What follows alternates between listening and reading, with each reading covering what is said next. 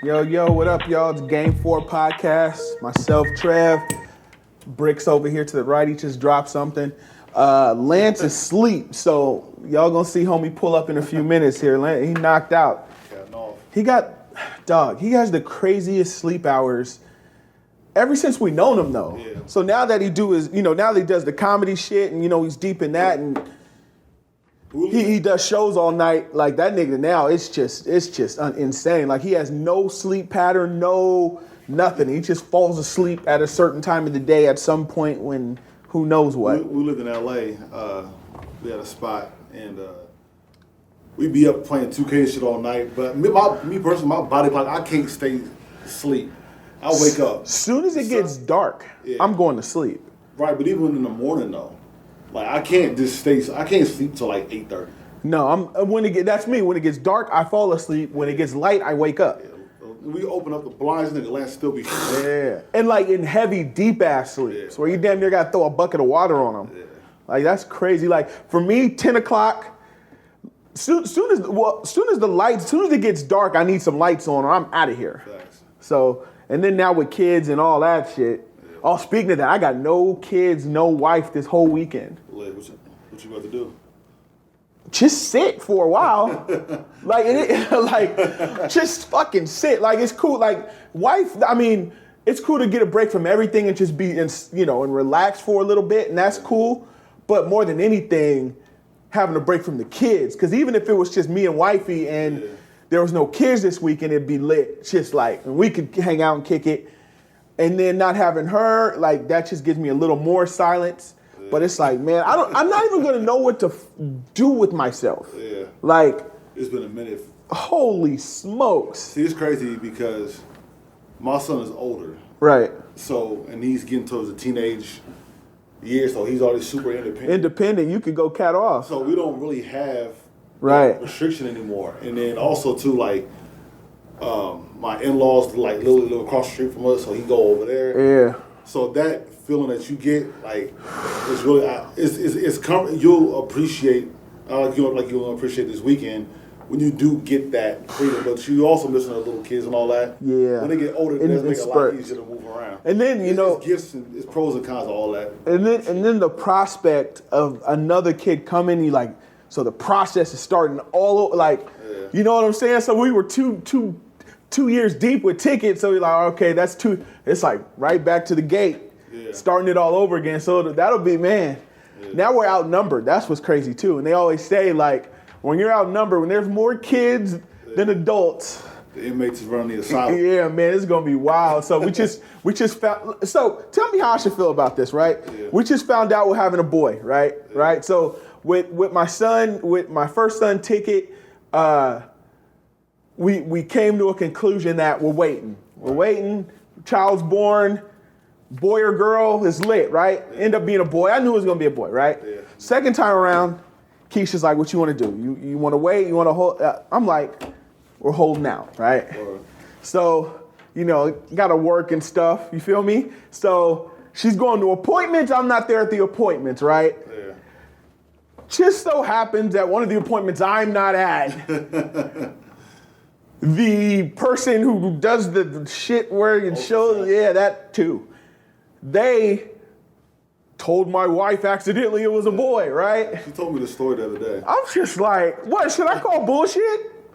The story that she told me made sense. Because they still didn't even tell her that it was a boy. She's making assumptions off words. And like, I don't know, man. Keisha's very smart. And so her mind's already going, because even if you don't want to know, there's a part of you that has some kind of wanting to know. So you're going to pick up on every little thing and you're going to make shit bigger, which we're going to do anyway. And you have to factor in that I know that she wanted to know this time before the kid was born. Her know the whole time and not? No, because that's what I knew she knew. And I was like, at this point, no, like, you're not about to just know what sex my kid is and I'm going to just wait. Like, it's supposed to be a surprise. It's a surprise for both of us. So now if it's not a surprise for you, it's not a surprise. Like, so It's still through text. I was like, just tell me. Yeah, you won't be able to hold that on because then there's gonna be the whole preparation for getting for the baby to come. Right. She's gonna have an idea on certain things to buy and what's what. Right. So like for instance, like so y'all ticket is only 2, so there's a lot of stuff he still has for a boy. Right. But if she's not buying shit, right, you already know. Coming, like, yeah. So, you really couldn't do nothing. We pick up, and we talk way too much for it. Like it would get out. So I was like, just tell me. So we're having a boy. Hendrix will be here July. Lit. Yeah. So, yeah. But I was like, man, I'm calling bullshit on wifey in front of the listeners here because I'm like, I don't know. And then we had an appointment. We had an appointment today, right? And the doctor, I don't know. I'm on to you, Keish. I don't know. But anyway, regardless, it's a blessing. And like, I knew it was I just knew it was a boy. Yeah. And people always say that men know a woman's pregnant before she does, and also with the sex. So there's some sort of intuition that men have as well. That, right. People say that. Right. And this is like with me having part of the reason why it was easy for me to wait is because I didn't I think as less as you can care that if it's a boy or a girl is how I felt. Right. As less as of a person can care what it was. Yeah. Both times. Both times. Okay. So it was like, it didn't matter. So that's how I know it's like, that's why the suspense wasn't that big for me. Because I'm like, if it's a boy or a girl, it's not, it's a, whatever. So, it's a boy though, so it's lit. There's going to be 3 boys in the house. That means... So and that's how it was when we grew up because it was all guys. Right. Yeah, there's 4 of us and my pops. Even our dog was a guy. Right. You know what I'm saying? So my mom was like really just the only one in the house. Yeah. Yeah. A lot of testosterone. So that male thing is heavy. Right. And it's like having a girl, man, the responsibility. I mean, not that there's not insane responsibilities for raising young men, but there's something that'll keep you up a little later at night with the girl, So that's wild too. That's important. Right. Yeah. Right. I was fucking nailed that shit. Yeah. But so it's crazy, man. But it's a blessing either way, and that's why I didn't really care, boy or girl. I think maybe if we had a girl first, then maybe the second time around I'd want a boy. That's what I'm saying. That's all I'm saying. Maybe. Before, but Yeah. So hey man, they're gonna score a lot of points. Yeah. They're gonna be really hard to guard. So shout out to that. So I guess the biggest thing to talk about for me this week, because you know how big of a fan I am, is this was the anniversary of Big's passing, March 9th. So for me, you probably do this, and I think you do. Whenever it's a celebrity who passed, and a lot of them were even alive, it's their birthday or the anniversary of their passing, I just listen to their shit all day. Yeah. Do you do that too? To an extent, yeah. I remember one artist I'd never really listened to, and then when they passed, I'm like, let me listen. It was David Bowie. Right. I never listened to Bowie, and when Bowie died, I listened to him that day. Big is somebody the kind is always kind of around my rotation. Right. And the style of music that I love. My favorite genre of music is probably like 90s East Coast rap. Right. I love that shit to death. So Big is always kind of close to around what's going on with me. Like when Prodigy died, Prodigy's one of my favorite rappers ever, period. So it was Prodigy Day. Like I listen to Prodigy all the time. But you just like for me, I just dedicate the day. Yeah. Like literally probably nothing's getting, even the day Mike passed, man, it was like the craziest therapy for me ever when Mike passed. The day he died, literally I went through, from solo albums, I went to Off the Wall, Thriller, Bad, Dangerous, those days. I just listened to all 4 of those all in a row. Yeah. And that shit was therapeutic when he passed. So, but that's somebody who you love dearly who passed well before his time. And it was like, but a lot of these artists we listen to have already, like Bob Marley, for instance, they passed before So I always like to remember them whenever it's their birthday or the anniversary of an album I love comes out. So, because I follow a bunch of music pages and be like, on this day, always has, right? Always gives the anniversary. Rolling Stone does. It's funny. I remember when Big died. I remember exactly what happened. I remember how I heard it. So do I. We was in the room in the morning watching the news. Right. And I knocked on my parents' door like, "Yo, Big's dead." I remember. And I was, back, don't sound like super old, but that was back before the internet and all that. Yeah. So you didn't really know shit till the news came on. I remember This morning. on the It was Saturday morning. No, it was Sunday. It was Sunday. Okay. Sunday morning. I remember it was weekend because we were home watching the news. Yeah. The morning. Early in the morning, right. and then on Channel 3. Right. It's like fucking Big's dead. That's crazy. I remember Pac died. I was watching MTV, and MTV News broke while I was watching MTV. That Pac died. And then we remember when Aaliyah died. I was at the house and heard that on the radio. Right, and then when Princess Di died, weren't we come back from a Giants game? Yeah, so it's like there's these figures that are like when they passed, time froze, and you remember exactly where you were and what you were doing at that time. And for me with Big's literally my, it's tough to say my favorite rapper of all time because I love so many artists, but I'm not going to name 2 or 3 before Big comes up. Yeah. So, it kind of just depends on the day. It could be Jay, Nas, Pac, whoever. And even rappers who personally like T.I. or for you Prodigy, who might not be in the top of the GOAT list, but for you, it moves you in a certain type of way. Beyond them being extremely talented themselves, but normally aren't put in those kind of conversations. Yeah. And Big's never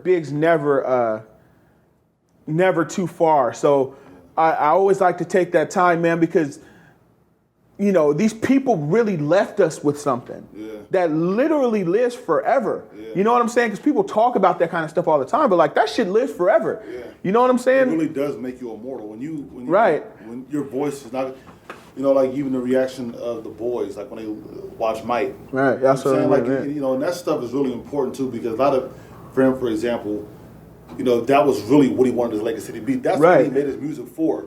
So for me, being the fan I am of him, when I see that, I'm like, that's all this shit that he went through is worth it. I know that exact kind of thing is what he wanted. Right. And one thing, I'll say this thing that's kind of annoying me lately with Big is how all these networks and shit keep making these documentaries about Big and Pac's death, and it's crazy because people out there know what happened. Right. And nothing's ever come of Big or Pac's deaths. But now all these documentaries keep coming out and these replays and these fucking movies. Right, but this money grab that happens when celebrities die is fucking disgusting, man. Right. Like, there was the whole controversy with Prince when his estate, publishing and all that, the whole Justin Timberlake shit and Michael Jackson's thing with his estate's always crazy. And there was when Bob Marley died was a whole crazy thing with his thing. And now you see with Big and Pac, like, the money grab when these celebrities pass, man, is fucking gross, man. Well, it's crazy because, and that kind of brings up something else I want to bring up, because there's certain things that captivate an era and captivate a time to where you're like, dog, this will forever be something that people always are interested in hearing, always interested in talking about, right? And with that being said, I know you watched it and I caught it too. Did you watching the OJ on Fox? If I did it, this is how it happened. Type thing. And a part of me when I'm watching this shit, because our family, we very much are just kind of in, we know a lot about that trial. Like moms was late picking us up every damn day from school because she was watching the trial at that time. She had a plate of Chinese food on the table, and she was locked in. We come home and you see Lancito. Yeah, every day. So we were locked in from that early age, and then ever since then, it's just one of those stories that unfortunately, like, 2 people are brutally murdered, and we're like super constantly intrigued by that. We always want to hear about it. So I tweeted somebody the other day, like when that was on, that all the different moving parts to that story, we'll never get anything like that again. Right. A celebrity, there'll be a celebrity controversy, there'll be murders, unfortunately, things like that. But the dynamic of celebrity, Hollywood, race, drugs, everything involved with it, you couldn't write interracial marriage. Everything. People say you can't write a movie. There's never been a script like that. Right. It has everything. It has scandal, race issues. Sex scandal, race issues right there. Boom, you got it. You know what I'm saying? Celebrity. You know what I'm saying? So, but a part of me is watching this like, fuck, like, I literally watching this, having a conflict with myself, like, I can't keep being entertained and off of this loss, because you got to think about, what if you're the sibling?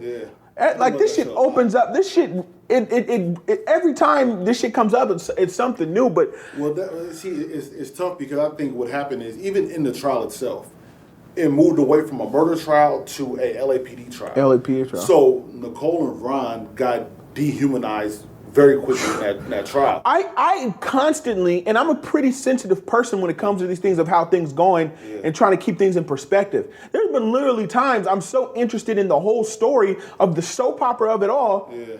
I forget that 2 people fucking died as gruesome as you'll ever see. Yeah. You know what I'm saying? Like, cause, like I said, it's totally dehumanized. We're talking about the LAPD. Yeah. You're talking about gloves. You're talking about affairs and gloves dogs barking, dogs and OJ back chipping golf club, chipping, and everything's going on, and you forget. I mean, the fucking car chase. Yeah. You know what it was like? Yeah, it's just craziness. That's why ESPN, like, again, salute to them, because when they did the 30 for 30 on OJ, like, you couldn't fit all the dynamics of that into that 2-hour doc. Because the backstory is what makes this really shit. Makes all that shit. It's all relevant. It's all relevant because just the parameters of it. Because then that's the thing, again, too, about the dehumanization. And I think the dehumanization of it really, to me, came more from black people than white people. Right. I think white people kept more they had, I'll get to that in a minute, but I think they kept more of an idea of 2 people died. 2 people died. And you see a lot of the reactions back then when OJ was found innocent. You get a lot of the celebration, like, yeah, we got all these white people. Right. It wasn't about 2 murder victims. It wasn't about. I think, yeah. And it's not even. I don't even think. I just think it was really just a culmination of everything that really went on, that whole backstory with LAPD, with the police in general across the country, throughout the world with black people. And that was just our victory. So I think we dehumanized it more than they did. Now, their thing was... Oh, one sec. We got... The man decided to show you up. You good? Not exactly. I heard something about black people being dehumanized. And you said just in time? Sparks. No, we was talking about the... they can't hear you yet, but well, they'll get close. They probably can hear you now. Shit. We was talking about, though, did you watch the OJ... If I Did It, then maybe I couldn't find it. It was on Fox. I know. No. I can't. I don't watch nothing live, but I was trying to watch it after it happened, but I couldn't find it nowhere. Yeah. But I seen enough of it to know he's fucking nuts. Yeah, see he's crazy. When he was describing the murders, that shit was all memory. Charlie, you know what's crazy? He didn't go into, but he was telling a story though that was like hella not what happened. So kind of not because he couldn't. Because he was the blood getting everywhere and all that. Yeah. That nigga just remember what happened. Yeah. That like well, that's gonna hella blood up like it went like this. Yeah. I mean, and what did he say about Ronald go? Oh, you think you can kick my ass or something? I'm like, well, this motherfucker's nuts. That's what I'm saying. He had flashbacks, and it's crazy too because we thought about an idea before. Like, was it did he have an accomplice? Did somebody else do it? When I look at that, the way the murders happened, only OJ could have done that. It definitely showed what they call a crime of passion. Right, exactly. Overkill. Because if you send somebody to do a hit, they do the job and they out. Right. That was overkill. You know what I'm saying? Yeah. And OJ was even saying at the end, like I told some shit like that. Like I'm like when he said he went to her grave and he was like, man, he wanted to see her dead. Fuck, that's crazy. I don't even understand how OJ made a comeback. Like literally, the past 2 years, it's been O.J. Simpson talk again. Right. Well, because he got off. He just got out of prison. So that opened up. Out of prison. Well, I mean, before, like that story has so many angles to it that it'll never dry up. Whenever the world wants to talk about that shit again, and something tiny pops up, that shit is right back. I'm telling you, this is Hollywood, man. Hollywood is notorious for just rebooting the same stories. Right. So they need entertainment. Especially when they good as fuck. They say, oh, we can do the OJ story again. There was a huge OJ documentary that came out last year. And then they did the OJ miniseries last year. It's like, why are we talking about OJ Simpson? Right. Was that? And then there's always, every 5 years, it's going to seem like an important anniversary, 20, 25, 30. You know what I'm saying? Like, so man. that shit is wild, man. But just seeing that, and like Drew said, it's like that shit really makes you like you got to take back because it'll dehumanize shit. Now, this is one thing I kind of battled with a little bit when I was watching it. Because first off, OJ did it, and to me, I've always thought that. And the views here expressed on don't Brixx, reflect. that nigga did that shit. Wakanda forever. Yeah, absolutely, he did that stuff. But like, it's when people pass, right? People always, whether it's even not got to be in a murder or anything like that, but people make people more in depth than they were in life. People do that. Right. What do you think about? Because when I was watching it, they did. It wasn't like. Sometimes you want to make things for just for TV at least, make things a little more even-handed. Right. So you have Christopher Darden on there, you have Nicole's friend on there, right. You have the girl who interviewed OJ on there, and it was all. I feel like there was. I think that's the only way to get that off. This nigga's admitting on the show to a murder. The only way to get this off is to be like, let's look at this full of shit person and here are the good people. That, but it's, like they couldn't be like, nah, but see, he the was reason just... why is because they're doing psychological analysis of something. Right. So when you're doing that, don't you have to have both sides? Just because at the end of the day, like I said, I thought the nigga did the shit, but he got off and he was found innocent. He was found not guilty. He was found not guilty, right. So don't, just in that alone, don't you have to have some kind of other... I think that shit would... I mean, not that this was not already in fucking terrible taste, but I think that just would be in fucking worse taste. Okay, very fair. Now, OJ was telling certain stories. Me and you talked about this. OJ was telling certain stories about the dynamics of the relationship. Right. And when you watch that shit, it was the angle of... it was the monster... Crazed, jealous. Versus this innocent... Right. And driven snow and if person. you're close to if you know shit, you know that. Now, mind you, nothing that she did warrants that. Right. But do you think I'm watching? I'm like, so you don't. Well, you know what? The difference with that, I'm cool with them just painting that picture because he fucking killed her. Like, if you want to go do some details on shit that we know about her, the shit she's did. Yeah. Like you said, it doesn't warrant murder, so we'll just let it rock. But if you're interested in doing research, she wasn't an angel. Right. So you know what I'm saying? That's kind of the piece I made with it. Right. Like I said, and that's the thing too, because I do, like I said, it's not nothing. Regardless, it doesn't matter. You don't do that. Like obviously, but I'm just watching. Like, is this supposed to be something? Right. Like we're having a conversation back and forth, or is it just like, nah, fuck this nigga, and he did it, and you know. Right. And it's interesting too, like just the whole dynamic again of race, which is something you can't take out of this whole thing, is. You know, you look at him. I was even looking at Marcus Allen. I saw the picture of Marcus Allen with this girl, and what guys thought having a white woman does for you. Yeah. The symbol. When something goes left, nigga, you realize you're not that. Yeah. You can have kids with her. You can be hugged up with her father. Y'all can be golfing and all kinds. Nigga. Man, still nigga, man. Yeah. Like, and I don't know. And that's something like Malcolm X always talked about and stuff like that. Like. Niggas be so lost thinking that shit's gonna change your situation. Yeah, like I can't wait to find out. He said, wait till this special drop. There's some foul you and Kendall Jenner go wrong, nigga. Like, Manny. That's wild. I mean, that's not even women though. That's just in general. No, I'm talking about white women. No, I know. No. I'm not talking about white women. I'm just talking about things that symbolize success. Yeah, I'm talking about how black people feel about being surrounded by white people. That's why when you get a certain amount of money, you move out of certain neighborhoods. You go be around some more white people. Like, I mean, that's part of it. Well, I don't think so because look, because even as just a person who works on the daily, you work to make more money so you can go to neighborhoods that are safer, and it just so happens that oftentimes those people who have money are white. And I'm saying that because as a person who's always aspiring to continue to have things for my family, it has nothing to do with being around white people. So maybe not you. No, but what I'm saying is that's kind of blanket. I think there are people who do that. I mean, but even that statement is blanket. Right. I mean, when you say niggas get white girls because they think it symbolizes something, that's blanket. Well, no, I think there was an era of time where that did. I don't think that's the case. And in that same era, like everything until like 10 years ago. I mean, I still think a lot of people feel that way. Right. I just think you don't see it as much. Look, I think hip hop changed that a little bit. This is what Bernie Mac said on Kings of Comedy. They go, white people here, white people come see you. You know, you made it. That's the thought. Like, oh, there's white people here to see me. I made it. Right, you've crossed over. Yeah.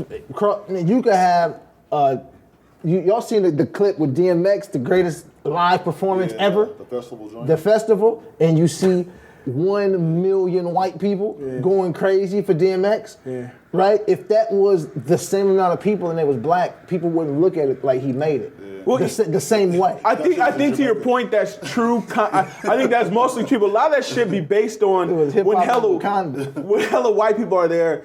That means your finances have changed.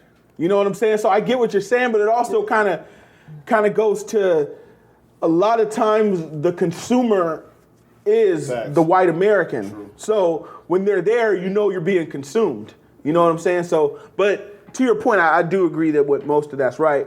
But with that, your boy's Ray Shrimmer, but even more importantly than that, Sway Lee, who's like your man crush every day. They just dropped a joint. I guess it's time to judge it. Like, I mean, because they were talking about this on other podcasts and things like that. Because there is this parallel between them and like what are the other guys' names? Migos and all that. Yeah. Like, do you consider them the same type of thing? Do you think they make the same quality of music? No, well, one Brixx does. Is their new shit hot? Like, do you think their new shit is hot? I think it's great. You heard it? Ray Shrimmer's new shit? Yeah. We had a big group text about it. Remember you? Oh yeah. You didn't respond to nothing. Oh yeah. I hadn't heard the record at that point. Yeah, new phone. I heard the record at that point. 3 records that came out. It was I only heard 2. Hurt to Look, the Sway Lee solo. It was Brixx Truck, the Jimmy solo, and then there's Power Glide. That's the wrong name, Brixx Truck. That shit was hard. But I didn't hear Power Glide. That's one I didn't hear. Yeah, Power Glide is the one. That was one we was just. Yeah. Okay, that was cool. With Juicy J. Yeah. I think they're incredible. Power Glide debuted this week on Billboard at 76, so that's a good debut. Yeah. This Sway Lee's shit. And it wasn't. That's how I overlooked it, but I was all surprised. It seemed like that record's getting way more. Yeah. So, but the Billboard charts work where the song could be on there and it might not chart for 2 months, and then so we'll see how that goes. But Sway Lee got a nice little vibe. Sway Lee got a dope vibe. It's like fun. It sounds great. I'm keeping the same energy, man. I went back on my Twitter and I looked at a tweet from like 2015, and I said Sway Lee's the top 5 rap artists out. Not necessarily the lyricist, but one of my dream jobs I always wanted to do is be an A&R. Right. I feel like that's just kind of washed now, but personal, right? That's why I think that's also something the music suffers, right? Because artist development is a big part of it. Putting albums, finding talent, and putting albums together, right? Nowadays you come with the shit, right? So it's a little different, right? But I still think the best labels still have that, like TDE, like Punch and guys. That's what Punch is, A&R. Like the best shit still has it. Right. Rock Nation still has it, like you know what I'm saying, but. The Littles and all those guys is different because they came out, they SoundCloud niggas, but I think the best people still have that because it's an important part of making quality music. But I seen when I first heard the first album, I listened to it like this nigga's out of here. I think like just, Travis Scott, Quavo, all these guys. Oh, did you see Travis Scott pulled up on what's the dude whose album just dropped? Somebody, I just see that. Whose album just dropped? The dude from Canada. That's Drake. Tory Lanez? Tory Lanez. Close. Yeah. He pulled up on Tory Lanez. Yeah. And Tory Lanez was like, nigga, let's go. What was that about? Because Travis Scott went and approached the nigga. I think it's Travis Scott who did it. Went up and approached him like, nigga, you stealing my shit? You trying to sound like me? Yeah. Like went and like pushed up on the nigga. That nigga was like, nigga, everybody go outside right now, nigga, let's rock. Nigga, like men, let's go. Yeah. That nigga Travis Scott was like, I'm saying, I mean, we just came to talk. He's like, nah, nigga, we men, let's go. Yeah. Nigga, at this point, you're almost sitting on the other side of the table looking at us. I'm in the screen, I can see it. I'm good. So Travis Scott was saying that Tory was stealing his shit. Yeah. Which is interesting because it feels like I wonder if he would pull up on Kanye like that, because Kanye's been stealing Travis shit for hella. That's what I heard. But he's on good music. Or really closely affiliated. He's Travis got his own shit. But he was fucking with Ye, right? Yeah, but hella people say like everybody takes Travis Scott's sound. Right. Like I only heard like a couple of his records. I like that shit with Drake. I like Travis Scott. What's that, Portland? Yeah. I like him on other people's shit more. I like his albums. Travis Scott? Yeah, I like Skywalker and shit like that, or Love. Yeah, that shit hot. I like Travis more on other people's shit, but I feel like the shit that people think them niggas is good at, I think Sway Lee does it better than all of them. And I've always felt like that. Right. Yeah, the funny thing about Sway Lee is dope. I think the comparison to the Migos is just because it's in South? a group South young people. I like Ray Shrimmer over the Migos. One of the reasons why the Migos are bigger is because their name is Ray Shrimmer. I agree with that. That's a dumb name. It makes it like that's why Sway Lee works. It's like the name makes sense. Like nobody even knows how to really say it. People be saying like Ray. They don't even know what to say. Still can't say it. But the song is funny. We was talking about it in the text. The song is funny because it's a good song. Yeah, it's good. It's got a nice little melody. But I listen to that kind of like singy music. You know what I mean? But it sounds like a Drake song. Yeah, it got a great vibe. It sounds like a Drake song, but nowhere near. That God's Plan shit is the dopest shit I ever. Like, I'm not even bullshit. That's Drake's dopest shit he ever made. Do you think the video enhanced that? Or you probably haven't seen it? I saw the video once, and I heard the record before, and I already loved the record. But even with that, videos enhanced. The shit was. I didn't say. No, but I'll say this. Like, I feel like people like that because that shit's brilliant. The night that it dropped with Diplomatic Community was a big thing. When the time Drake comes out, Diplomatic Community's crazy too. So it was. God's Plan was already #1 before the video, but I feel like when the video came out, it pushed that shit to another level. That was like 7 weeks to #1. Yeah, that's like Billie Jean shit. And that shit's gonna be here. Yeah, because that song is unbelievable. I think that's Drake's dopest shit he's ever made, and I think Drake has made a ton of dope shit. That shit is crazy. Every time shit, like the vibe to that shit, that shit's gonna go through all summer.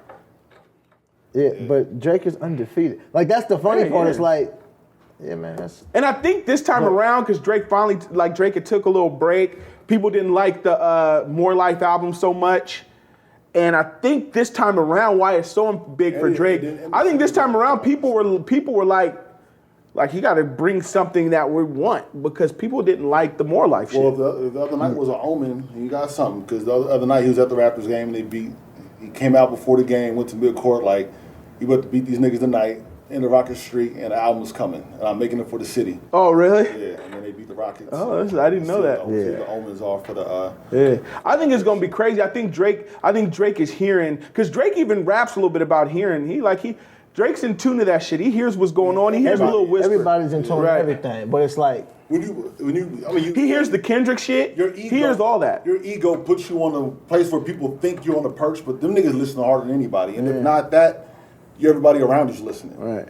So 40 and all those guys, like them niggas know what's going on. Like, and they gonna let it's super. I mean, Drake said on the Zane Lowe interview, like, I'm not here for games. Like, I'm here to compete. Like that nigga delivered. He delivered. I think he heard the Kendrick shit. Kendrick's better. All that. Right now, he has 2 records in the top 10 right now. One's #1, and then the Look Alive shit's like #7 or something like that. And I bet Diplomatic Community is somewhere on the charts, right? Is it charted? And I just say that to say, even if it charted, like this nigga's just, there's no hooker. He's just rapping. Yeah, but even with it, it's like, that's what you're used to. I mean, he spent 100 straight weeks on the chart. Right. Like something ridiculous like that. It's like, when I'm hearing, it's like, I just think personally this is the dopest sounding song. Yeah. Like this shit sounds brilliant to me. Yeah. I mean, the singles on the last album didn't do normal Drake shit. So that's why. Yeah, I don't know. Well, did he have some of them? Did Controller like go #1 or something? No, that was an album before that. Oh, that was before that. Oh, Passion Fruit was the one. Passion Fruit is trash. I don't like that record. Fake Love was the first song off of there. Yeah, Passion Fruit's weak. No, Passion Fruit was the highest charting single, I believe. Oh, shit, Passion Fruit was crazy. For real? I hate that beat. I felt like he tried to catch the Controller shit. But it wasn't Controller. Even though I don't even really like Controller. I thought Passion Fruit was better than all I don't really want to hear. Like, I'm not into the Caribbean shit like that. Passion Fruit was better than Controller. But it's like when you watching it, it's like it's hard for me to be surprised. I don't follow charts. All I know is for the past I love the charts. 7 years. Tells a story. Is it 7 years or something? Yeah. What? The past 7 years he's been there. Yeah. On the chart, you know what I mean? So I don't be following like. You know what's crazy is I was like Drake. Shit, Drake is like damn near the biggest artist in the world. Besides like Beyonce, I think Beyonce's #1. Alone. And after that, I'm like Drake's like Adele and shit. I think it's a conversation when Kanye comes out. Kanye's gonna generate the energy. See the difference Kendrick's between there now. He's not there. But Kendrick's there now. I don't think Kendrick couldn't do what you think he could accomplish and do the things Drake would be able to do internationally. And Kendrick's there on a hip hop level. Like whatever you feel Drake can do internationally, you think Kendrick can do? Okay, but at this point, what has Kendrick done that Drake had? What has he done? And like we were talking about one time, Kendrick's done it for one record. These outstanding, amazing numbers. It's just a regular for Drake. And even with that said, because this song is by far Drake's biggest hit. I mean, God's Plan? Sure. I mean, Michael Jackson had a by far biggest hit. You know what I'm saying? But that don't mean fucking Beat It and shit wasn't there. You know what I'm saying? If he made his by far biggest hit right now, then he's definitely not close to him. Well, just by the numbers I'm talking about. If this is by the numbers by far his biggest hits, then he's definitely not close. Because that's the response to niggas saying Kendrick is nigga, I'm gonna make my biggest record. I'm gonna top myself. Because the thought was he was done making his biggest record. Right. I wouldn't know what the biggest one before this was, because they all was it Hotline Bling? They all feel huge, right? Like Hotline Bling or Started from the Bottom or some shit off of You the Best. That was number one, right? I don't know which that shit was everywhere. I don't know these things. I just know that whenever I'm somewhere, I hear Drake. Nigga, in a poppin' club, this would be a Drake mix, nigga. No, for 20 minutes. All of the time. I remember this was... As I'm saying, but I think even with Kendrick, even doing the Black Panther shit, like Drake, I mean, Kendrick is putting his space, you're in a rare space. No, Kendrick is definitely making this. And then it goes without saying, my taste is 10 times out of 10 Kendrick. But that's, like I said, that's a hip hop. That's a hip hop thing. Nah, but you on the soundtrack of the biggest movie in the world. Yeah. And the numbers did well. The numbers did really well. It's the number one album in the country. Yeah, and it has been for weeks. Kendrick's there, nigga. Like, he's done everything to be there. If he's not there, then he never will be. That's crazy, then. I mean, maybe, but that's not to say somebody can never be there. Okay, I'm not saying that. I'm saying in that space of the top artists, Kendrick is putting himself in there. No, okay, so in that same boat, right, you would say Beyonce is here by herself because of what she's done. Mm-hmm. Why wouldn't Rihanna be there? It's the same reason Kendrick wouldn't be where Drake is at. No, what I'm saying is Rihanna, right, there's Beyonce's number one. And then he mentioned Adele and shit like that. The top artists, Kendrick's in that space. In the top pantheon of pop music, Kendrick, you can't, but one is last. I think he is. We're talking about this pop music, right? This pop music. Take hip hop out, you say hip hop. Kendrick is one of the most Grammys out of all these niggas the last two albums. Right. So you can't say that and that nigga has won 10 Grammys the last two albums. Right. That puts you there automatically. Okay. So the hip hop critical acclaim. It's past that, nigga. And that's what I'm saying. So you're saying hip hop. So I guess what I'm saying is hip hop critical acclaim. Mind you, I'm making the argument against the person who, for me, fucking is a GOAT, one of the greatest already for me. But is there something to say like, yeah, Kendrick? So Kendrick has been like, for you on Drake level for this one album. He was even though it was moving, he wasn't on Drake's level. So you're saying for this album. Right, so even with that being said, that's kind of tough for me because we're talking about. Even with that being said, even if that's the truth, it's such a short span of time. And what this nigga has done forever, like this shit, like he's literally nigga. Like since I came out, I've been the nigga. Right, since I came out. I agree with that too. But even with that though, Kendrick has had. Drake has put out more music than Kendrick. Right. So those things are a little skewed as well because their process is a little different. Kendrick doesn't do a ton of features, different things like that, which is fine. Drake does that. Everybody moves differently. But since Kendrick came out, like it wasn't like he was kind of a slow burn. Like Kendrick was platinum from the jump. Platinum. Like, you know what I'm saying? So it wasn't like he's this underground champion like Kendrick has been. So, and I'm saying too, I'm not saying overall like he has the same number of counts. I'm talking about today on March, whatever the fuck today is. Kendrick Lamar is in that space today. Okay. And you just said he got 2 songs in the top 10. Kendrick has no one album in the country. So I guess you can say Kendrick has number one album in the country. No, I'm not guessing Kendrick Lamar is the executive producer. He is the curator of that album. Yeah, Kendrick's imprint is, he has to, for me, I have to give him credit for that. I give him credit. The imprint I like the album. But I mean, so a nigga with the most songs with his name on it. No, I mean, let me ask you a question about cause what songs from that album are on the charts, like high charting songs. The song that's on All Stars, Kendrick. Right. Like so top 10 record. So that's in the top 10 right now too. I don't know if it's today, but it was. It might be somewhere still close to that. I could look. All the Stars is a top 10 song. Might be higher. I can keep talking. I'll look. But yeah, I don't know. It's about tough for me because I follow with both of you. For me, it's like Kendrick is there for the, and I'm not even saying he's ever gonna leave there, but I'm like, man, this nigga, I can't, like, Drake has just been doing this shit too fucking long. That's of what I'm like, talking about today. All stars. yeah, I know that's what I'm saying. Like, so maybe today, but like I said, we're talking about today and the hottest shit of the year. With all that being said, he's permanently know what I'm saying? The hottest shit of the 20. Can be. No, what I'm saying is, even with what you're saying, even if it's true, because I'm not even saying it's not true necessarily. Even with that being said, the hottest shit of 2018 is going to belong to Drake. You see what I'm saying? Like, even with that, the shit of the year is going. Because Kanye's still dropping. Beyonce and Jay-Z about to drop an album. It's early. Fair. Them is the names you name. Fair. That's what I'm saying. Yeah, Right. There's and space. Kendrick's Beyonce- in that space. Beyonce Kendrick. and Kanye, because I don't even. Because Kendrick did own 2017, so to say, okay, well, Drake, Yeah. So. It's Kendrick. And I don't know. what the argument is. I don't know when the last time what does he have to Kanye do? even dropped one of them songs.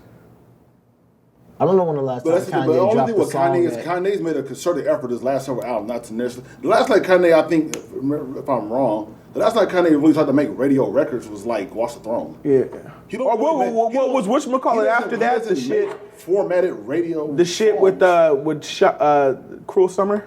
That's what I'm saying. That was way 2010. before that. That was before that. Yeah. That's what I'm saying. Kanye doesn't make.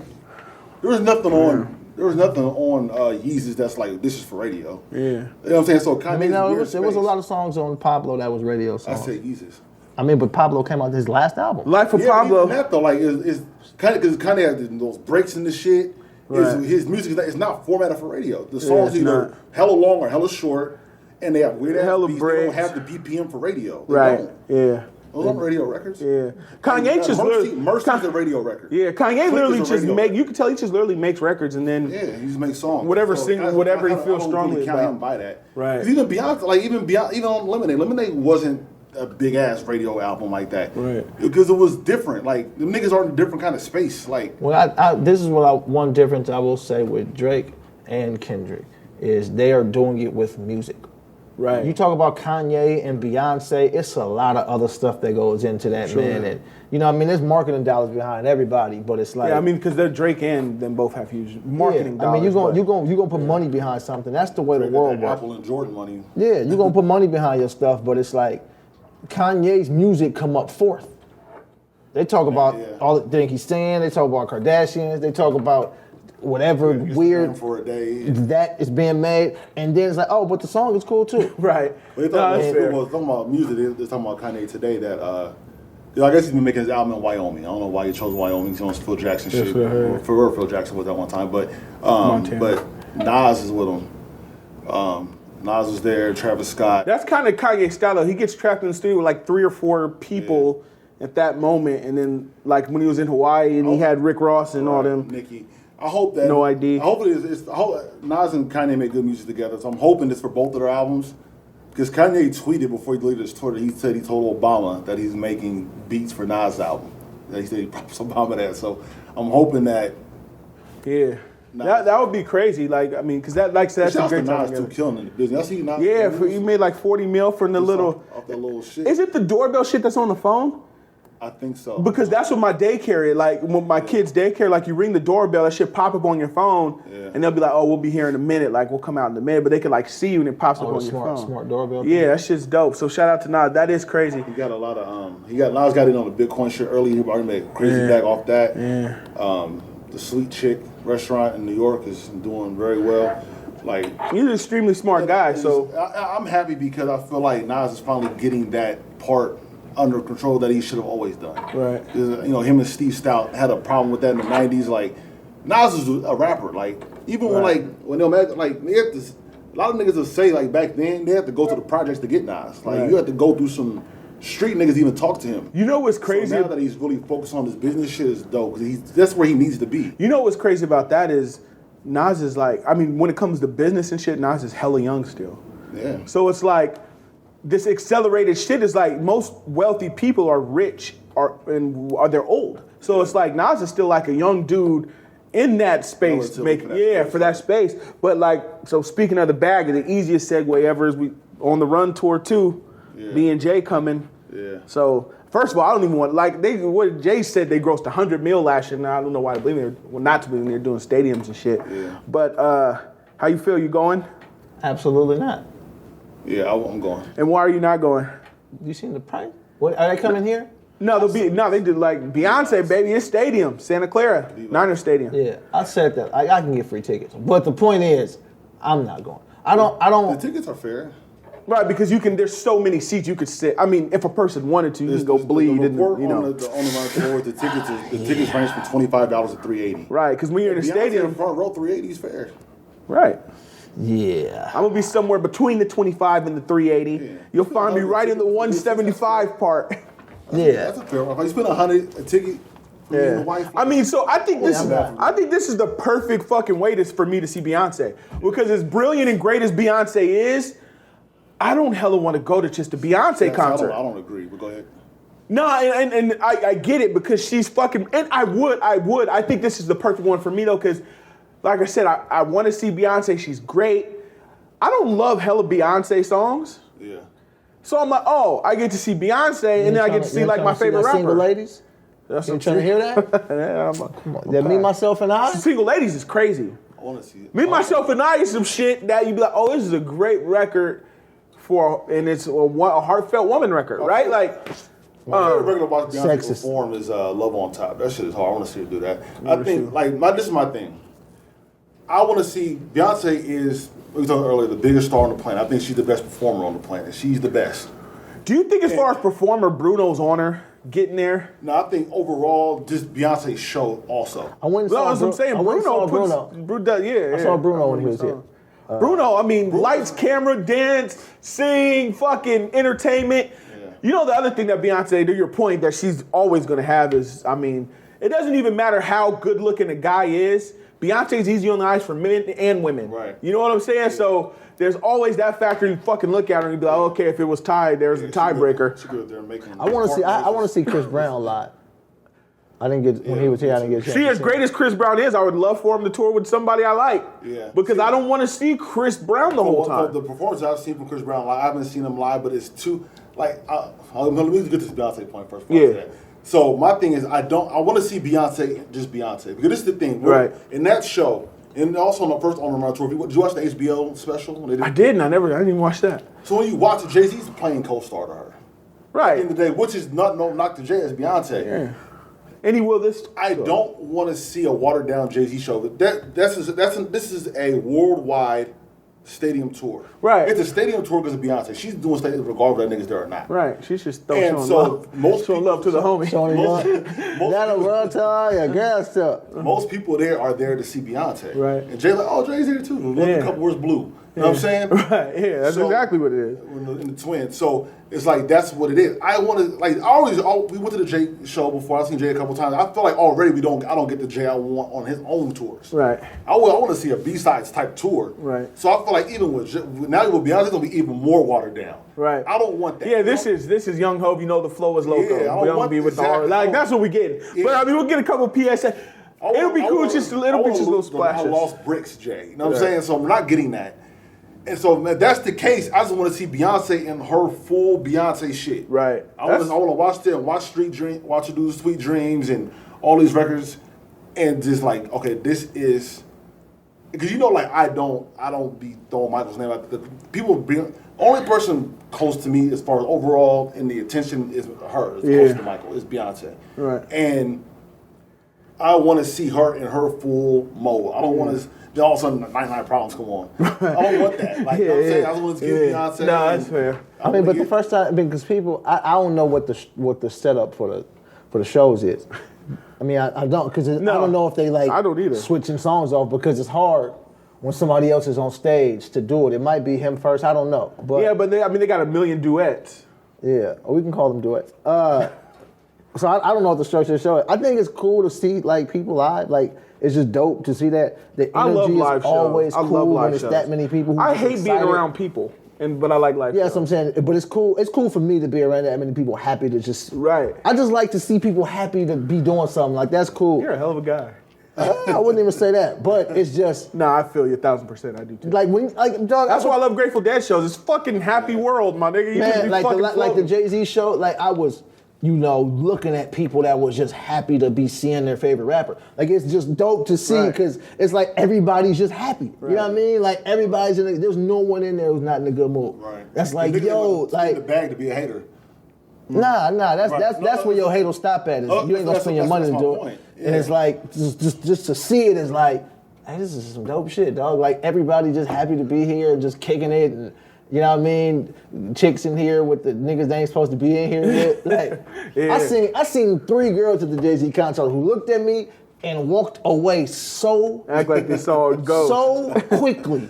And it started deleting text. Because it was more like because what happens is like you'll see this at the Beyonce Jay-Z concert. It's like I want to go, I don't got the money to go. He's offering to take me to go. He's been trying to date me for years. You know what I mean? So I gotta hold his hand because we're in here. Right. I don't want to see nobody. We just had dinner. It's lit. I gotta hold his hand. I don't want to see nobody, but everybody is here. So you'll see them and they'll look and they'll just. Because what usually saying you painted the perfect picture. That's 60% of the dates in there. I'm telling you, it happened. I'm saying 3 being generous. I'm talking about it happened so many times. Like it was like funny because it's like the people who usually is like, oh my God, can't to see you. When's your next show? Oh my God. And then they see at that situation and be like, and they just go like, you think they got to run and get on stage? They walk the minimum, I think, at the Beyonce venue that big, gonna see at least 3 people you fuck. Well, I mean, it's in Santa Clara too, though. Yeah. I mean, that's because everybody's going. That's the yeah. I mean, it's gonna be 60,000. That's the closest. I mean, 40. I think when I saw Dead, and there was 60,000. Yeah, that's the. It's just funny. Like that part is funny, and I just be writing material because I'm watching that, and it's just hilarious. Yeah.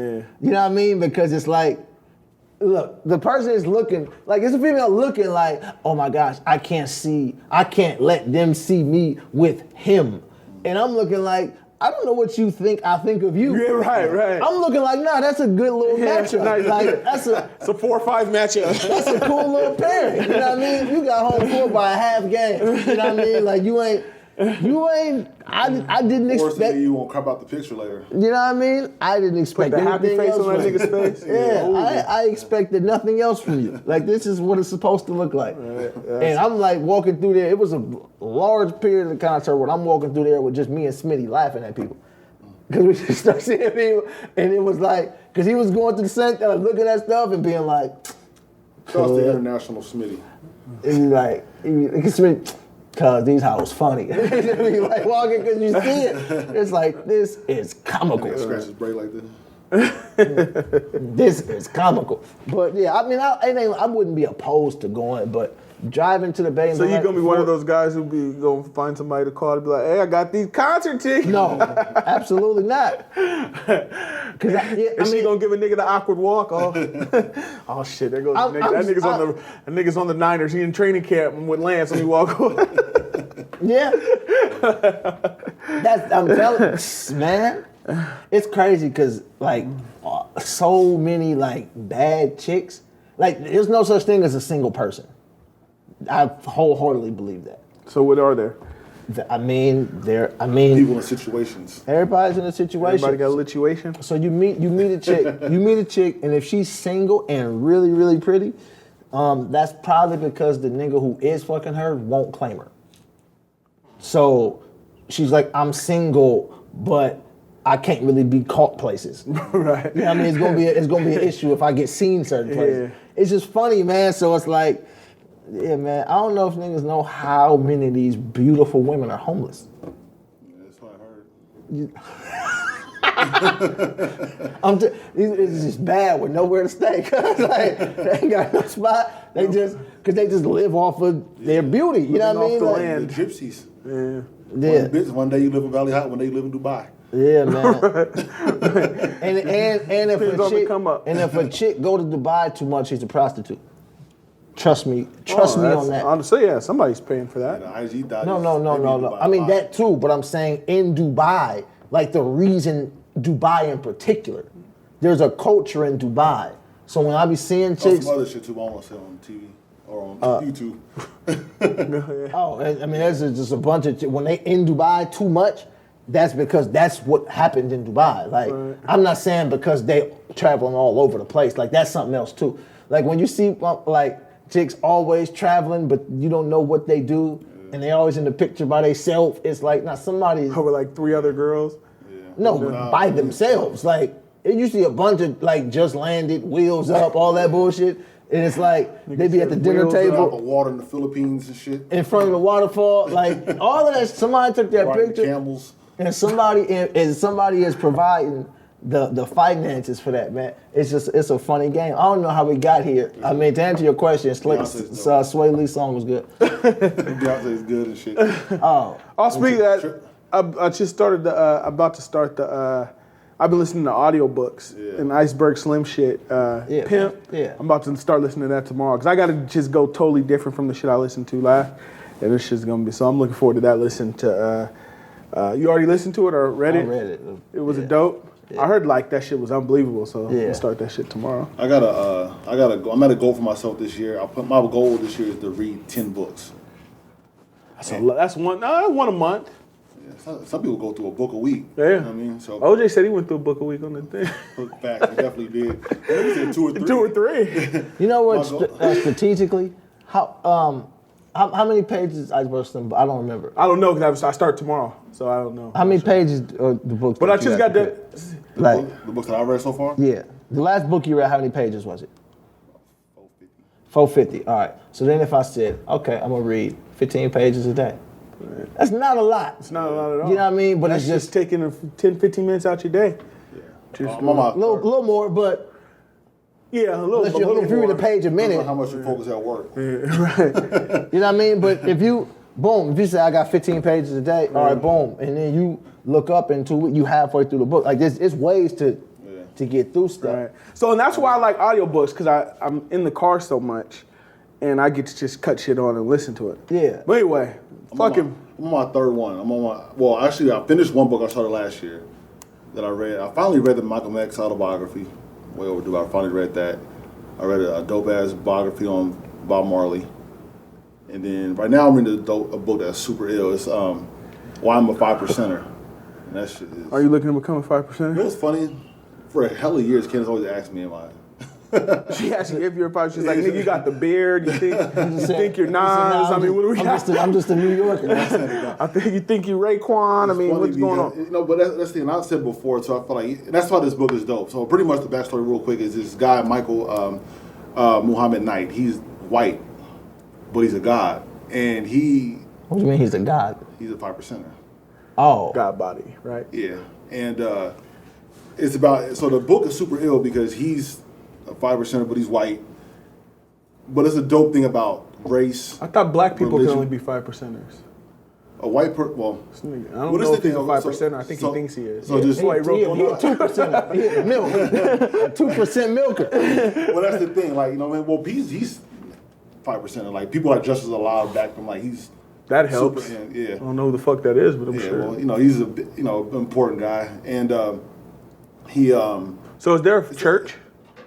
Yeah, the School of Allah in Harlem. Remember, that's what I'm saying. Like, it's funny because one reason why I gravitated towards Wu-Tang and shit like that, and not because I didn't really understand shit. Right. So it made me inquisitive. Like, when I watched them niggas, and I was just like, Mama Vado Re7, the God Hour. That's if you follow the teachings of the school, not far from the Apollo. That's the school he's talking about. Oh, okay, yeah. Oh, not far from the Apollo. Yeah. So, bang.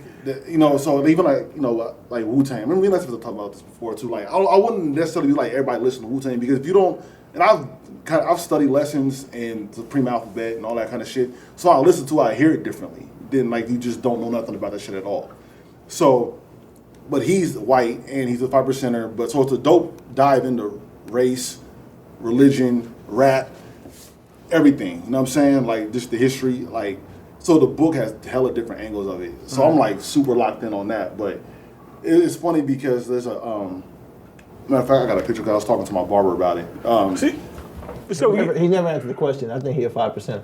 Well, that's the thing. Well, I'm gonna get to that right now. So there's this line in this part of the book. This is a guy, and he said, and it was Ramon Paniker, and he said, I left Europe as a Christian. I discovered I was a Hindu. I, in return, Buddhist without ever ceasing to be a Christian.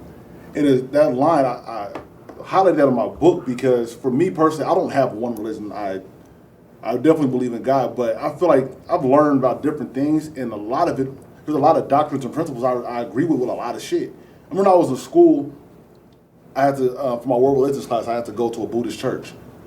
And while I'm in there, I'm like, you know what I'm saying? Like, I'm not a Buddhist. I don't know nothing about it. But there was different things in it. I'm like, wow, this hella makes sense, and I fuck with this. Like, yeah, I mean, because a lot of it has just like principles that they all. Yeah. The only difference in religion for the most part is who you believe God is. Right. Right. Yeah, Like so you're gonna be listening there like, yeah, that makes sense because it's the same. Every church is telling you to treat people right. Yeah. Like it's not. Right. Well, not even so much that. Like for instance, like the Pratigas Mupad, I put that on all my shit on social media. That's the idea of interdependent. I didn't know I've always thought since I was a kid, the kind of thing where causing of everything affects everything. Like right now is, say I got in a car accident on the way home. I had a fender bender with somebody. But I stayed here 5 minutes too late. Right. Me staying 5 minutes. Remember, like in Benjamin Button. Remember the scene when the girl got hit by the car and he goes, "If this didn't happen, and this didn't happen." This that, I'm not watching the movie the first time. It blew my mind. Like, damn, I've always thought like that since I was a kid, but I didn't know there was even a word or nothing for it. Yeah, but there's a word for that in every religion. Right, but but this there, like that was the first time I heard it spoken. I've been to church before, but I never heard nobody talk about that. But they actually had terms for it and doctrines about it. So in that, I pull from that, or even like, but even with this shit, like with the 5%. So what does that mean? Rosters, all that. Like one thing I fuck with that is it comes from the idea of black men trying to identify with something out of the situations that are bad and make it something that relates to them. Like in your 5%, they hit a black man as God, and it's about finding a God that looks like you. Which happens. And you know what's interesting about that? You know what's interesting? As soon as I hear something like that, I'll be like, oh yeah, that's not for me then, because that's what's going on. Is like whenever it's like essentially, yeah. But whenever essentially you tell me at this point right now what's going on is there's a people who are this, and then everybody else is that, and I'd be, oh, okay, well, even if it would be in my favor, you know what I'm saying, to where it'd be, oh, well, I'm the nigga in this religion, I'd be kind of like, all right, well. But again, that's why I go back to, like, a lot of these things were developed in the time, because you go back to the Black Moors, a lot of this just started Black Moors, which went from there, went to the Nation of Islam, then you get the offshoots like the 5%, or even Rastas. It's about, like, if you look at, like, if you're Japanese, there's Shintoism. So the principles and ideas and visuals of that religion are all Japanese. There's people that look like you. Right. If you are a tribal community, right, it's based on people, animals, topography, all these things that look like you are things that are based on where you're from. Yeah. All this different shit. Black people in America are the only people who never have that because it was cut off. All we knew was Christianity. Like for white people it was easy because their image was Jesus was white. Right. So everybody's praying to and worshiping something that looks like them or is based on something that they know. Right, but in the new world, not just black people, because you got Mexicans in this country who feel that way, with like Mexican Christianity, Filipino Christianity. Right, but that's all colonization. That's what I'm saying. Before that, they had their native religions, but we're cut off from ours. So in America, black people, like we don't, like Native Americans, obviously they have the best, but they still have traditional things that happen. They have people that carry on. You know, the first Christian churches is at those in Africa. In like Black Africa. Right. You know what I mean? See, it's not more than it being cut off, it's been like switched. Right. You know what I mean? It's like, no, we have that. It's just they remixed it. They remixed it to try to control you. And fit, yeah, man, it's like I didn't even cut off this culturally as well. Like, we don't know. Like, we're all black. We don't know what tribe we come from or what country in the religion. Right. And I don't think they do either. Because it's just that's something that's just too hard to know. You know what I mean? Like, well, I mean, if you're Japanese, you live in Japan. I'm talking about black people who go with a different religion. It's like, I mean, I guess, you know what I mean? Like, trying to trace your ancestry back when you are not, like when you were like stolen property. Yeah. Like, I don't know. Like, I can go back a generation or two. Yeah, right. And it's interesting. Do you like? Because there is this, you hear that in like the African American culture, like there's this sense of identity. Mm-hmm. It's like a fatherless child. You know what I'm saying? Yeah, like to a certain extent. Like always chasing identity, and that's interesting for me because me personally, I've never really had that particular identity crisis in that sense. But see, I love the idea that in that identity crisis we created something, and I talked about that before on here. Like we created shit out of that. You know what I'm saying? Like, you have to, because it's all, like not even just religion, but just food we eat, the just communal traditions. You're gonna make something out of nothing. And I can identify, but I can identify with that that. because that literally traces back to me. I know that comes back from me. But like the roots of Africa, I'm not sure what Right. You can find out. I guess there's the African ancestry, and I want to do that shit because I would like to know. Absolutely. I'm going to do. I have my regular ancestry that's been just sitting in my fucking living room for and 2 even months that, now. see, because my problem is I don't believe nothing. So it's like I thought about that. Finna go on this website. What you gonna tell me, fam? Like it was something I seen. You said what? No, I agree with you. That's why I got this tatted. What is that? I don't believe nothing. You got to just research and figure it out. Yeah. Because even like somebody was saying like white people so called only people that'll steal you and then charge you to tell you where they stole you from.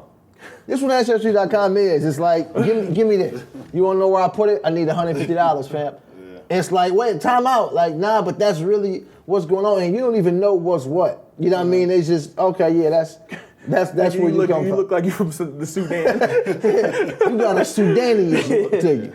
You're from Cameroon, Just nigga. pick a West African country. Yeah. And that's what Well, you my like. wife, that was crazy with Keisha's. Like a lot of her African descent are from like Cameroon and stuff, like African nations that were not Inland. that were not part of the slave trade. Right.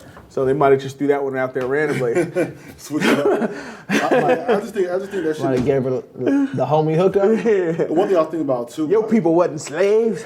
Talking about Jay is, because Jay, there was a controversy when he was wearing the 5% flag chain, and I was thinking back, the whole Illuminati thing with Jay with the whole God shit, and I'm thinking like, well, now a lot of that shit makes sense because a lot of that is based on that ideal. I think there were certain things he played on to kind of fuck with people as far as the Masonic shit and all that, but I think part of that makes more sense. You look back at it because even if you go back and watch like the Originators video. With him and Jazz, the whole video is him talking to the guys, like the whole video. Yeah. You know what I'm saying? Like, so. No, and even like the Masonic thing. I know so many Masons. Yeah, I know Masons too. A lot of old black men are Masons. Yeah, I did a show one time, and it was for a Mason convention. And all you know is what you hear. Where at the Scottish Rite Center?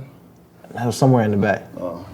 There's hell in the Bay. Yeah, it's like a big Masonic meeting thing. I don't know if I'm supposed to be talking about Were you this. doing the secret handshake? Yeah, they was doing all that. They was doing secret Nigga handshake. got on and he's fucking, what's that place called, Grove in the Bay Area?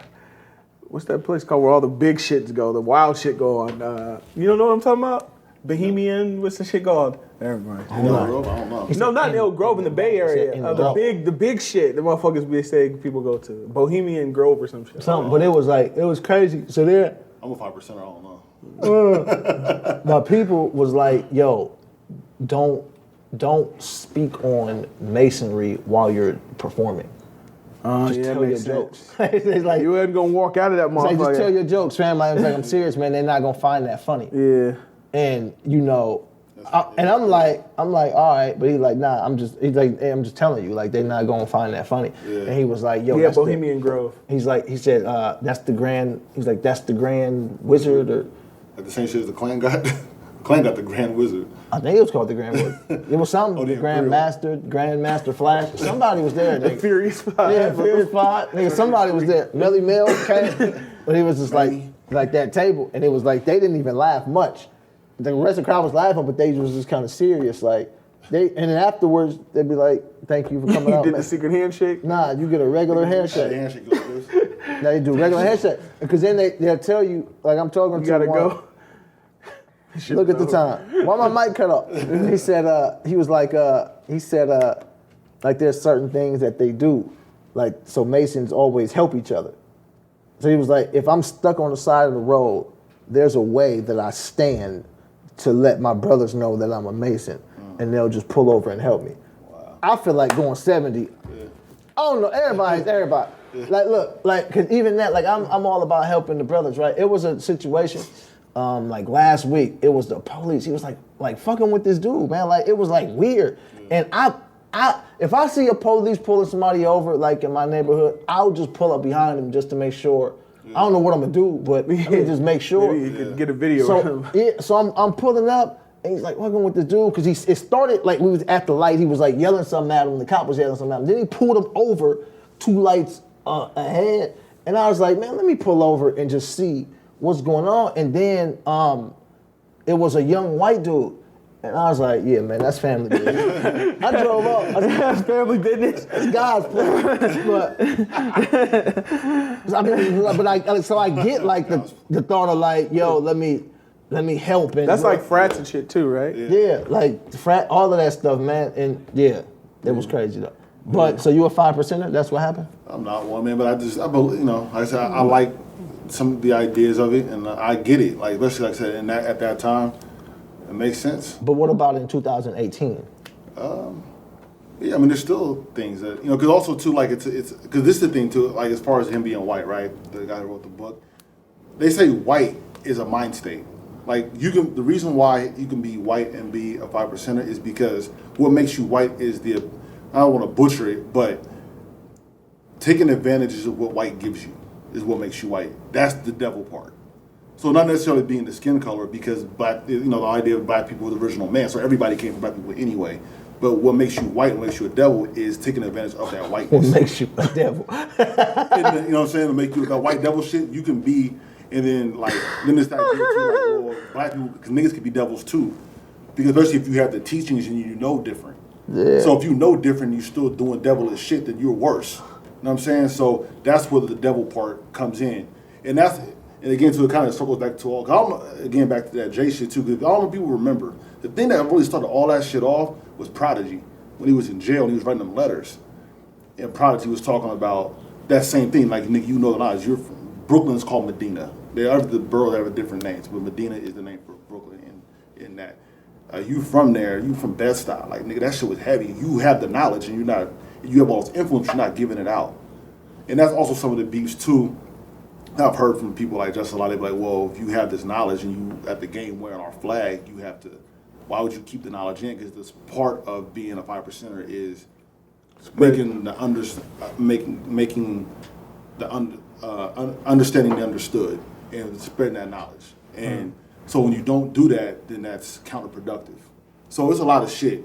But that idea I fuck with, like, cause that's true. Like, you taking advantage of being white was what makes you fuck you. You know what I'm saying? That's what it really is. Because white people we all fuck with. Now, like, your thoughts? And what do you? I need this disclaimer because I got nothing to do with none of this shit. I'm not a 5%er. Nah, but no, what I'm saying is like, this, you don't like no white person? Huh? You don't like no white person? I love everybody. That's what I'm saying. That's all I'm saying. Martin Luther King had a dream. Yeah, that's what I'm saying. Like, so what makes anybody better is taking advantage of a situation. Right. At the end of the day. And that's what causes that. Yeah, but what I'm saying so 2018, yeah, I fuck with that. Yeah, but those are Christian beliefs too. That's what I'm saying. Like, right, yeah. And sometimes I believe in Christian. There's a lot of Christianity shit that I believe in too. You know what I'm saying? That's why I read that. There's a lot of Christian shit I believe too. Christian bullshit. A lot of that white Jesus bullshit I be listening to, man. That old fuck shit. What am I gonna say? That is obvious. Yeah, when he was in prison. That shit was cold. Yeah. I mean, I think that should be sounding cool in raps, but I'm talking about rapping. This is real life. No, it is. I'm just saying that shit does sound cool in raps. This is the most I ever learned about him. No, seriously, I got educated, right? Because I know the shit. I know the basics, but not nothing wild. So anyway, I guess the easy game for us because, like I said, RP the Big March 9th was the anniversary of his passing. Oh yeah, rest in peace to Craig Mack, man. Like that was sad waking up this morning and hearing some news about that. It wasn't cool. Yeah, waking up to see shit like that. And then 46 years old is so young. Yeah. So like heart failure at 46. I heard he was sick too. So it was related to some sickness. I don't know, but whatever it is, man, that shit is horrible. Yeah, that shit's terrible. So part of that whole bad boy thing. Craig Mack was the first. Remember when the Kings made the playoffs and they had the Sacramento Kings new flavor in the year? Remember that shit? I absolutely remember that. That was when you wasn't rocking. You wasn't rocking. Anyway, so game 4, favorite Big songs. I'm first. Yeah, you go first. 4 favorite Big songs, Unbelievable. I go Last Day. Niggas Bleed. Yeah. Niggas Bleed gotta be there.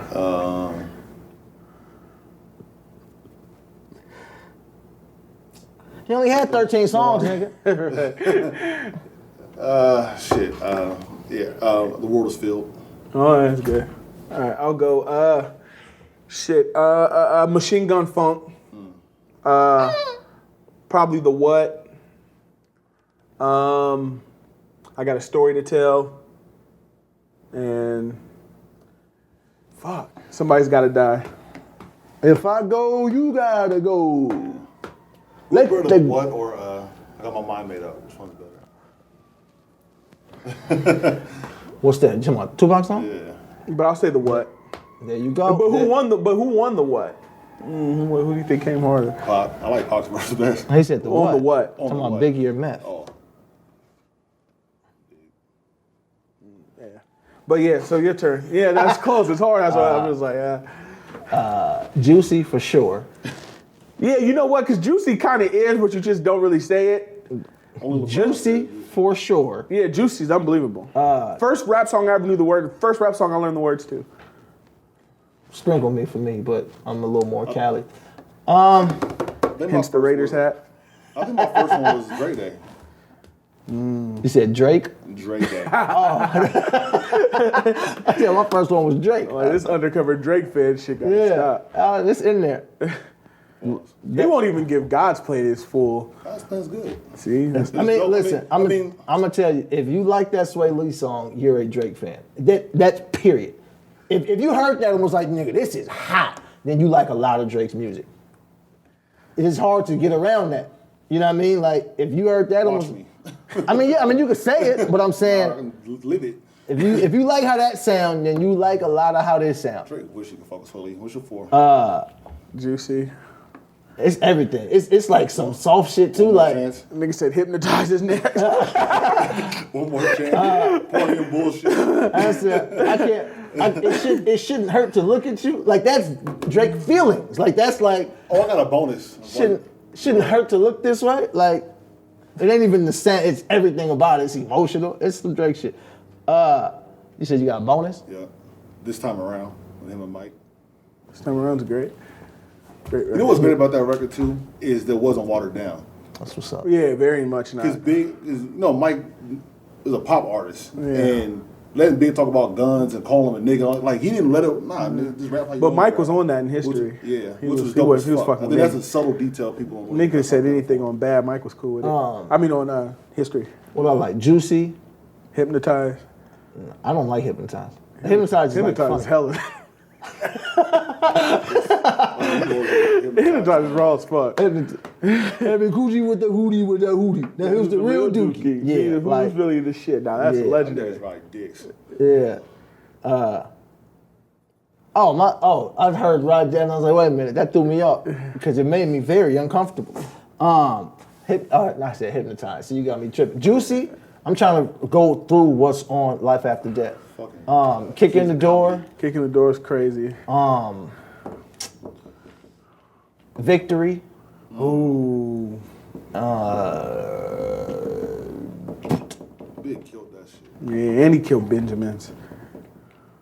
But Kim was lightweight crazy on Benjamin. Benjamin's one of my favorite verses. Yeah. See, if we doing that, I would have picked probably my niggas. Young G's would have been on there. Oh yeah, Jay's verse was. I like Jay's verse the most on that record though. Jay's was 5% shit on that verse too. Yeah. Maybe Benjamin to work. The God body, God body. Yeah. Benjamin to work. Yeah, Benjamin's. Like I thought Kim lightweight. Kim was crazy on Benjamin's. Like she shut that shit down, but Big was. Yeah, that was great that she did that. But Big probably wrote it. Yeah.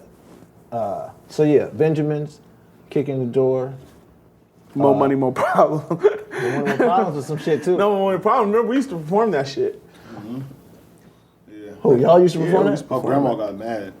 No, she was cool though. She wasn't mad. No, she got mad the first time. Oh really? At the house. I thought she was cool with it. The first time y'all did More Money, More So Problems? we used to do. Are you sure was that and also too? Can Nobody Hold Me Down? Yeah, More Money, More Problems she was cool with because it had the Diana Ross shit. Yeah, because we at my grandma's we used to have like our all kind of time we usually had them all the time. But we used to go to my grandma's have dinners over there and like we would like perform. And we did Broken Glass everywhere. If it ain't about the money, that was. But yeah, I looked at something and I guess it was on Tidal. It was like a quick thing. 'Cause I don't have Tidal, but I seen like a little quick preview or something when Jay-Z was talking about. I guess everybody was talking about Biggie. Okay, yeah, I know what you're talking about. I didn't click on it yet, but the A&E documentary. Yeah, that was the A&E documentary, but they had little clips. Yeah. Oh, you seen it? On A&E. Yeah. Oh, well, he was talking about Biggie's vocabulary, and he was like words that Biggie used, rappers didn't use, like trickle. Yeah. Like, you know what I mean? Like, it's like Biggie was like so far like ahead of his time with the vocabulary. Let me say that was it. I be laughing like because this is what I be wondering. Like, are we gonna do this every March 9th? Like, is that gonna be a thing? Let him live on. No. I'm okay with. I mean, for me, like that before you got here, that's what we're talking about. Like, I follow a lot of shit on like Rolling Stone or whatever, and like, oh, they'll be like, on this date, this album came out. And if it's an album I actually love and like, or an artist passed on this day, I'll rock that day. Yeah. You know what I'm saying? So for me, yeah, I be like curious, man, because I'm like, that's when we listen to Biggie. It's March 9th. No. Like I said, I listen to Biggie often, but what I'm saying, March 9th is just a day of just acknowledging more. Like, it's like going to church, but then you go to church on Easter and you put on your good shoes. So I'm telling you, like, I've been asking this question for a long time. Like, y'all niggas really finna keep coming on Easter? Like, I'm dead shit. Like, no, but what I'm saying is, I'm saying if I go to church on Sundays, and then... But that's not the majority of the people. The people who are posting pictures on Easter. That is not the majority of people who go to church on Sunday. That's the same thing with the big shit. The niggas who are posting big records ain't listening to. And I'm saying, are y'all gonna keep doing this on March? Like, y'all be wondering, like, are y'all gonna keep doing this on March? You don't want to get treated like Yachty. With saying, I mean, you could just not say nothing. You could just not say It's just always cool to just shut the fuck up. Facts. You know what I mean? Because it's like March 9th, let me find a picture of Biggie. And it's like, niggas are Biggie only got insane. 17 pictures. He only got 12 pictures. I was funny when I was looking on IG, I was like, damn, I'm trying to find some new Biggie shit, and it's the same Coogee sweater. Like I went to New York in November, and I went to the mural they got in Brooklyn? It's in Brooklyn, yeah. And it was like, oh, do I post a picture of me in front of the Biggie? It's like, nigga, no. You know what I mean? Like, I did that in November. Like, it wasn't like, I'm going to save this for Big Day. March 9th. Like, but that's really the thought of people. Like, I got something for Big Day. I keep that in the hoister. I feel like celebrities do that shit too. I feel like they be having pictures in this stash for something. Yeah. You know what's crazy? Keep this picture a pun. I don't know when, and I don't like comparing Tupac and Biggie like that. I don't know when Tupac died. September. I know it was September. Yeah, it was September. Yeah, because I don't know the exact anniversary. You know what? I think Cannabis helped. I think Cannabis helped that shit a lot. Because Cannabis helped that shit a lot. Like September 7th, right? I know it was September. This is sometime in September. Yeah. But I think Cannabis helped that shit a lot. You can look it up, but the date ain't significant. Right. But I will say, I was just want to make sure. Tupac lives on every day more. Yeah. Agree. You know what I mean? Like every day more. Especially here regionally. For us. Yeah, I don't know what it's like and it might be the same way out there. September 13th. But that's blasphemy. You ain't know when Pac died, cuz? You got the date wrong? Yeah, I did. I'm sorry. That's why I ain't say a date, because it's always cool to not say nothing. I was in a couple of days. That's a week. A couple of days. A lot can happen in a week, cuz. He died in a week. Matter of fact, did he get shot September 7th? Pac didn't die immediately. Probably September 9th or September 7th, something like that. Hey, don't guess dates if you don't know. You know what I'm saying? But I don't know, I'd be laughing at that. Like, because even like, I feel like the Michael Jackson thing died down the past 2 years. I think that's natural, though. I think it'll die down some every year. Nah, the Biggie thing ain't dying down, bro. Like, it's every March 9th, it's Biggie Smalls was the illest. What is this? It's just fun. I don't know. But Mike is all day, every day, though. Like, you know what I mean? You go in the grocery store, you hear Mike, and you know what I mean? And that's my thing why I'm good with it with Biggie, because I feel like I really want his music to continue to live on, because it isn't the day-to-day for a lot of people like Pac. That's what we were talking about earlier, too. Like, I feel like when Prodigy died, like, for me, it was like, listen to Prodigy all the time. Like, he never really left the rotation. I listen to his new music that comes out still. So Prodigy will get the birthday listen from me.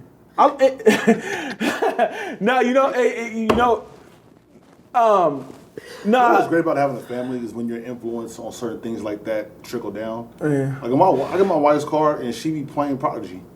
That's hard. That's great about having a wife is getting her to listen to Prodigy. Yeah. All right. That's how you train them, Drew. Exactly. All right. Prodigy is it? P. P. All right. Yeah. You know. Yeah, no, it is great. It's great for listen to guys playing this shit. Now listen to It's great for that. It's great for that and your kids, and you see that shit too. Definitely. I was the other day that I went to Jordy's room. He was listening to Killer Season intro.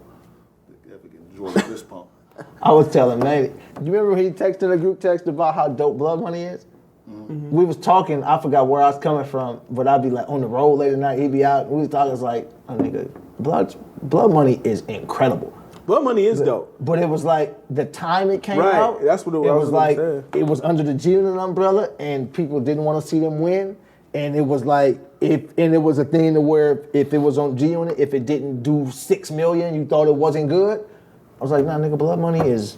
It's good. Blood Money's a Mobb Deep album. It's incredible. Incredible as Hell on Earth is incredible. Yeah, Blood Money's a Mobb Deep album. Yeah, I'm talking about. But I always say Mobb Deep doesn't have a weak album. But yeah, they're kind of like Rick Ross that way. Rick Ross got some bullshit. No, Rick Ross be making good records all the time. He got some songs. I'm telling you, he got some albums that's like because even with Mobb Deep, right? When I say it was incredible, and I say for a Mobb Deep album because. I don't know what maybe it was some of them Free Agent projects or whatever it was. Free Agents was hot though. I love that shit. I cannot find that shit for nothing. But they was it ain't on title in it. They just put out music that unless you are totally into that, it just like this is kind of it's just basic street music. Blood Money had some substance to it. Yeah. Like it had music with some substance to it that's like I'm a fan of people taking risks. Like so one of the best things you can do as an artist is something very unpopular early. Mm-hmm. Because now I don't have to worry about people putting me in this business. That's why I love Donald Glover. Even if I don't like all of the projects, he just do stuff. Yeah. Like so the Childish Gambino, the last one, that Parliament album, I don't love it, but it's like he do what the fuck you want to do. Like I want to make a Parliament album, so this is what I'm finna do. And then I want to make a super hip hop album. This is what I'm gonna do. I want to make a TV show. I'm gonna do that. I want to do stand up. I'm gonna do that. I'm gonna go act. I'm gonna do that. This is because what Hollywood does, and we do it to ourselves. Not to ourselves, but we do it to each other when we watch people. We say, I don't want to hear that from him. Right. So when you just do stuff, it's like, well, this is what you're getting from me. So. You know, it's like a great comic, right? If you headlining, you understand that ain't nobody else coming out. You know what I mean? Y'all paid to see me, and this is what I'm giving y'all. Yeah. If this ain't what y'all want, then you are going to just have to accept it. Quick question: Did you watch Jim and Andy? Jim and Andy on Netflix. Jim Carrey? Yeah. Did you like it? Yeah. That shit was hard. That was a great doc. Yeah. It's Jim Carrey played Andy Kaufman in the Man on the Moon movie years ago, and they had footage of it, and they just now released the footage and made like a documentary of it. And Jim Carrey is one of the most brilliant. People don't even, I don't know if people don't factor in, you just don't hear it, how big Jim Carrey was. Yeah. Like Jim Carrey was like the biggest actor in the world, you know what I mean? And it's like, you could see him kind of losing his mind a little bit, and you could see him, that's why I'm always like hesitant to judge people's careers in the way that other people might. Do you think he was losing his mind, or do you think he separated himself from expectation and what people want from him and Hollywood and just? Or it's both. Because he had a some ill shit. He does, and you know what I mean. But you can see when you look at him like that, that's not the same person. Yeah, you know what I mean. That person's gone. He had a quote, man. I don't want to get it wrong. I think he said something along the lines of, when you get into this space, either you have to kill yourself and become that character, or kill that character and live as yourself. Yeah. And most people can't make the separation. Facts. You know what I mean? So it's like, and the character is not the character in the movie. The character is the character of Hollywood. Mm-hmm. You know what I mean? Like, that's some deep shit. That's what I mean. Like, did he lose his mind, or did that separation happen? Yeah, Which could be more in your mind. Yeah, who knows? Yeah. You know what I mean? What I do know for sure You don't know is. until you get there. Really, honestly. I mean, but I don't know his spiritual. I don't know nothing. You know what I mean? I know when he says stuff, a lot of stuff he says makes a lot of sense. You know, this is something else I also know. Talking to a lot of these people, they talk like that behind closed doors. Yeah. A lot of people say a lot of stuff when the cameras is off. Like, if you want to see people chill, turn the camera off. Right. Everybody get around people and want to do this, and it makes everybody be like, y'all seen Steph's party last night, right? Yeah. Yeah. Parts of it. Niggas ribs and shit. Nah, y'all, I'll show y'all the shit. You know what I mean? And there's gonna be some shit on here that you would never see them act this way if the camera, but it was like a private party, so everybody there is like family. Yeah. It just happened that people start going live, and then Bleacher Report start grabbing videos and all kind of stuff. But that's really when you turn these cameras off, man, and niggas have these opinions, man. Niggas have if you watch every person. The more real, the more they scared of the real. Be welcome back. If you watch every person who's spoke on Monique, every comedian, they all say pretty much the same thing. Yeah. She just going about it wrong. Yeah, that's how I felt though. You know what I mean? So ain't nobody even saying like that's like we know, but you going about this the total wrong way. This shit with kick gloves. Yeah. You know what I mean? You going about it, like, trust me, we get it. You going about it the wrong way. You know what I mean? That's how that's all that it is. It's like, man, everybody know what's going on. You know, but it's like. And also, too, you're making yourself become a caricature also in the process. Like, with all the daddy shit and all that, like, now you're easy to make it, now you're easily just making yourself into a joke. Right. And then something like that, you have to be, I know her whole intent was be serious as fuck, but in the process, she made it into a joke. She made some great meme cut-ups and everything. So all of that. She had that whole shit after. She had that bun. They turned her shit into that a was gift funny. when she left and she was picking up her purse and people turned her into the black mom. Like, you know what I'm saying? Like, the whole thing just turned into something left. But that's also the power of the internet now. Right. So yeah, Sway Lee's song is good. I'm not going to see Beyonce. And Jim Carrey is not crazy. He might be crazy. Jim Carrey is. You don't fuck with like Ace Ventura shit. I mean, it's You a don't comedy. like comedy. Yeah, it's a Especially. comedy. I don't watch Did comedy. y'all watch Wokish? No, I haven't watched it. I'm gonna watch. You gonna watch Wokish? I'm gonna watch Blackish and Wokish one. You know what Wokish is? Yeah, it's the girl. No. No. That show's good too. Marlon Wayne's stand-up. Oh, no. Watch that. What's the girl show called then? Grownish. Grownish. I know it wasn't too Shout out to long. Yar. But I've never seen Blackish yet. You still never seen Blackish? I haven't seen You one never seen one episode. episode of Blackish yet? That's just down there in syndication. Yeah. So I'm gonna catch up though. It'd be tough. Well, you see, they canceled the episode. Did you hear about that? They canceled what? canceled an episode Are we still Why? recording? Why? Oh. because now this it's interesting because Oh, hold on. Hey, thank you. We'll see y'all. talking about Blackish next week. Yeah. We'll go on next week. Blackish.